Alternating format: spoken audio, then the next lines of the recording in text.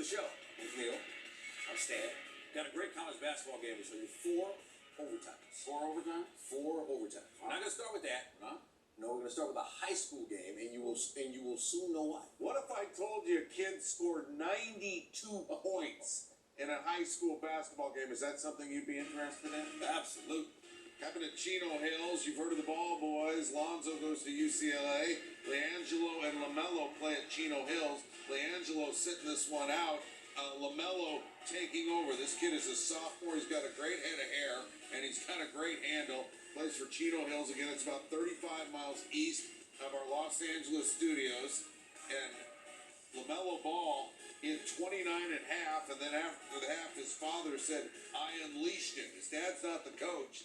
Apparently, he's got the kids here. That's for sure. Here we go in the third quarter, and LaMelo Ball has 51 points through 3. You know what his Twitter handle is, Stan? What?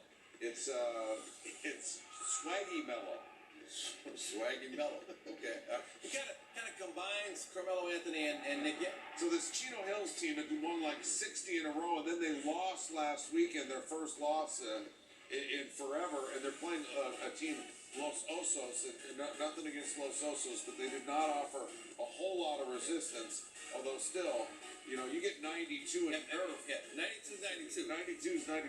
So we started talking about who are some people who had 100-point games.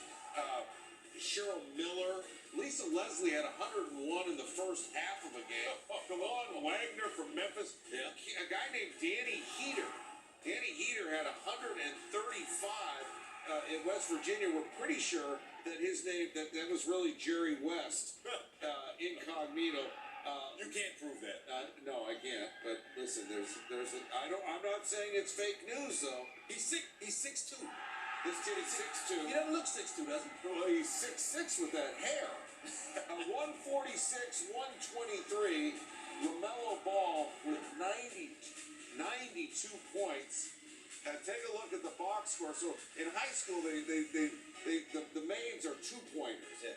Eli Scott had 29. Slacker. He needs to pick it up. He was 30 of 39 from 2, 7 of 22 threes. So that's 37 for 61. LaMelo Ball getting it done. Lonzo Ball, well, I mean, that's one way to bounce back after a loss. I see you, little bro. We see Myron Metcalf right now in town to cover that UCLA-Oregon game. And you watch a lot of basketball. You cover a lot of kids. So you take a kid like LaMelo Ball. He's already committed to UCLA. But so let's put that 92 in perspective from, you know, okay, the competition and all that. How's that look from college coaches, guys who are scouting kids? Well, you know he can score. Obviously, his brother is one of the most talented players in America. I actually just got off the phone with LaMelo Ball. And he said the inspiration for the 92 points was that there's a girl from his high school who is actually in the hospital right now. And he put up the 92 points to dedicate the game to her. And he said the biggest thing was that his teammates were actually encouraging him as he's hitting the shots. And he said that's why he kept going, is because his teammates were saying, keep going, keep going. They were encouraging him. And that's why he had the big game. But, you know, right now he's just hanging out at home like it was no big deal because that's the way that Ball family is. They're used to success. He got school in the morning. He's got school Wednesday. That's right. Now, you were at UCLA earlier in the day. Lonzo Ball, he says he hasn't watched the shot that Dylan Brooks hit, but is he keeping an eye on his brothers? He's definitely keeping an eye. He saw the loss and he said, hey, no big deal. Streaks have to end. And he was encouraging to his brother. LaMelo also said he had a chance to talk to Lonzo after 92 points.